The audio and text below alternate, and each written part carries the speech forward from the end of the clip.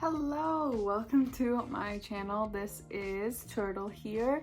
We are going to be doing a book unhaul, and I am very nerve-sighted because I have a lot of BookTok books that I'm getting rid of, and I have a very big problem with getting rid of things. Yeah, we're just gonna start I guess at the top, and I'm not really gonna go in any particular order. First book I'm gonna be unhauling, this is from Oprah Winfrey, and I was recently enlightened about some things about Oprah Winfrey. Whether they're true or not, I have no idea, but I was getting rid of this before I heard some unsavory things, but this is called What I Know For Sure by Oprah Winfrey, and as you can see, I did tab it. I did use it at one point as like a self-help book. I was recommended to do so by a YouTuber, and I think, or a booktuber, and I enjoyed it at the time. Did I think it was is there anything in here that I remember at all? Not really. Is it a cute little book for your bookshelf and your coffee table? Sure. Am I ever gonna read this again? No, probably not. Next book is a honker. This is the 20th edition? Yeah, 10th anniversary edition of Name of the Wind. Or The Name of the Wind by Patrick Rothfuss. This is a beautiful edition. It is fantastic. Have I ever read this book, this series, this anything? No. Do I know what it's about? Not really. Do I know that it's one of the greats? Yeah. But I'm going to be really honest and tell you, I'm probably not going to read this. I'll probably audiobook it if I ever get a hair up my cheeks to do so, but it's just not going to happen for me. We have A Broken Blade, part of the Halfling Saga by Melissa Blair. There's something in me that wants to keep this book for some reason. For some reason, I don't know why. But I've had this on my shelf for 2 years and I still haven't read it.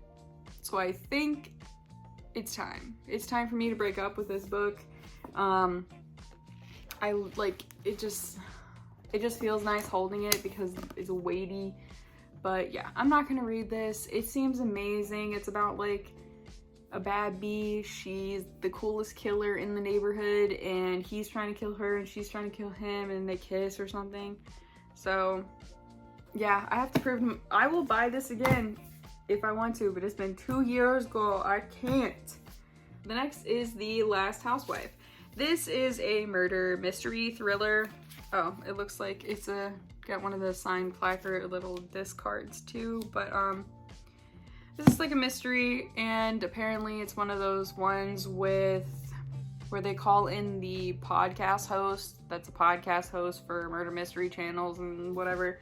And I'm just not into murder mystery that much. Like, if someone recommended me a mystery and was like, hey, read this and I need to know your thoughts on it, that would intrigue me.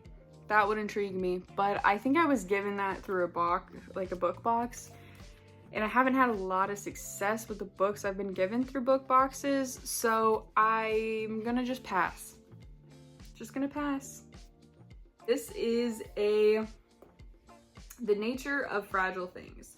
This is a novel. I think it's like historical fiction. It seems really interesting, but I'm not gonna read it. I don't think I'm gonna pick this up. Like on the front, the blurb on the front I think sold me when I first picked this up. I think I got it from Book Exchange. It says a brilliant story of resilience and the power of female friendship, and I'm like, love that. Okay, there's a dog out there. On to the next. This is The Starless Crown by James Rowlands. This seems really interesting too. This is another one that's been like, do I keep this? But again, it's been on my bookshelf for a while. It came in a book box, and I haven't heard enough about this, which could also be a great thing, but I just have too much on my TBR, especially my physical TBR, to justify keeping this. But yeah, it's like a team of outcasts, post-apocalyptic, Or no, it's pre-apocalyptic. And the person who foretells the apocalypse is going to be murdered, and then they run into a band of misfits, so.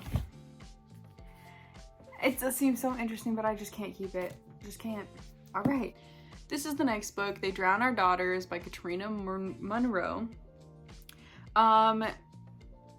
This is also like a thriller, fiction? Thriller? I'll just say thriller. The blurb on the front says, "We'll both break your heart and scare the hell out of you," but I just don't care about the blurb on the back. Like, I'm just kind of not really interested in the idea, but I'm also not someone really into mysteries or thrillers. This is supposed to be about, like, I'm assuming some type of, like, generational trauma, which is interesting. But it's like a modern, it says part modern gothic, part ghost story. It explores the depths of motherhood, identity, and the lengths a woman will go to hold on to both. So if that's something you're interested in, maybe try it out, but it's not for me. It's called The Sleepless. I'm not into sci-fi either, and on the theme of mystery, this seems to be going down that road. Basically, like, it's post-pandemic world where everyone is, or a lot of people are, like, cursed with being sleepless, where they don't have to sleep. This is also a very beautiful edition. I just don't have it, I don't think it interests me enough. Also has, like, yeah, it's very cool. Very interesting. The concept seems really cool, but I'm not a sci-fi girly. I've tried, and there might be some that really stick out to me later, but I'm just not it right now. Next up is Sundial by Katrina Ward.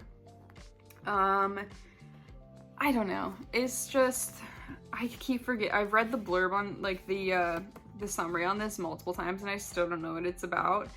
But it's basically like this mom thinks her daughter is possessed or has darkness in her, so she takes her to the desert to try to get rid of the darkness or something. And sure, that concept's interesting. The art style on the front is absolutely stunning, but I'm not interested, and I'm probably just never gonna pick it up.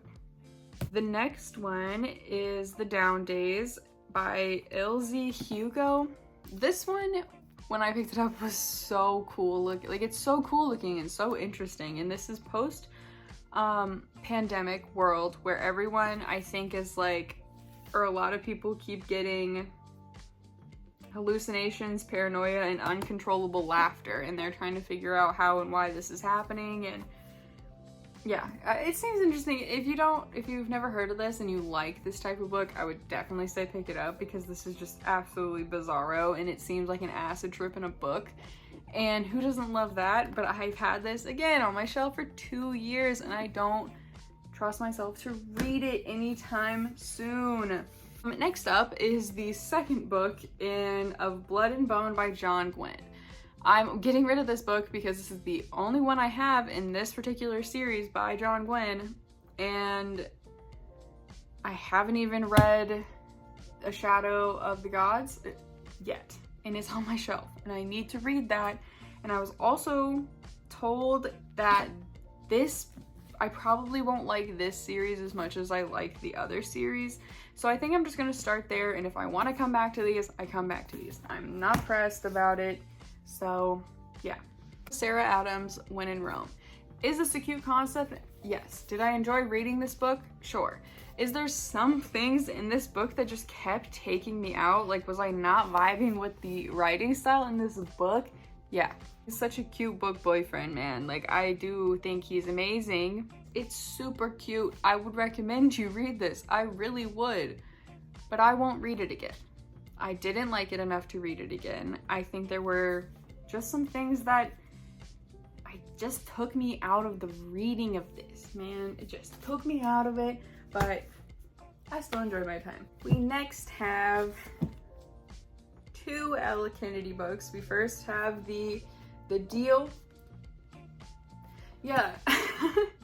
I don't know. I'm not really into, like, I think this is a hockey sport romance. I'm not really into hockey romances. I tried a couple, and these This has been on my shelf for a very long time. I'm not gonna pick them up. I'm not gonna pick it up.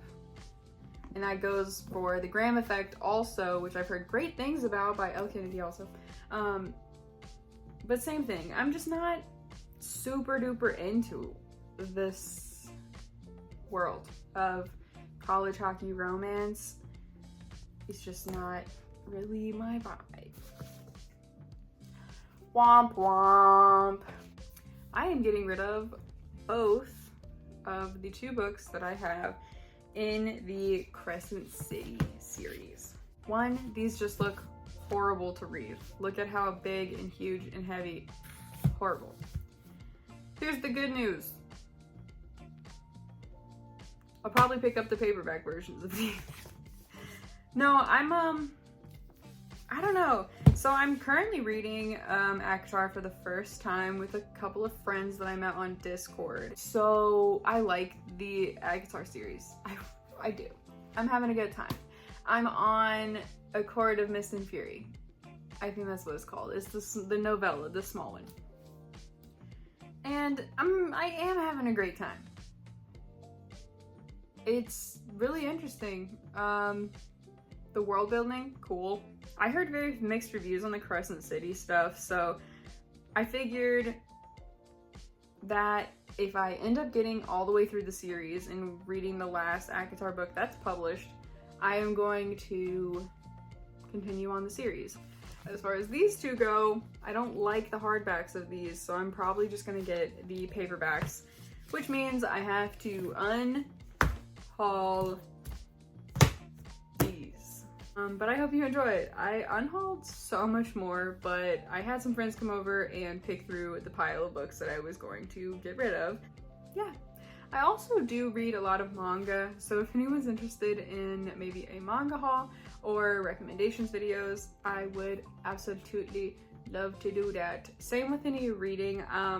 Everything you actually see behind me is my TBR, because in this bookshelf it's like half the things I've read and half the things I have yet to read. But thanks again for watching. Don't forget to subscribe, and I'll see you guys in another one soon.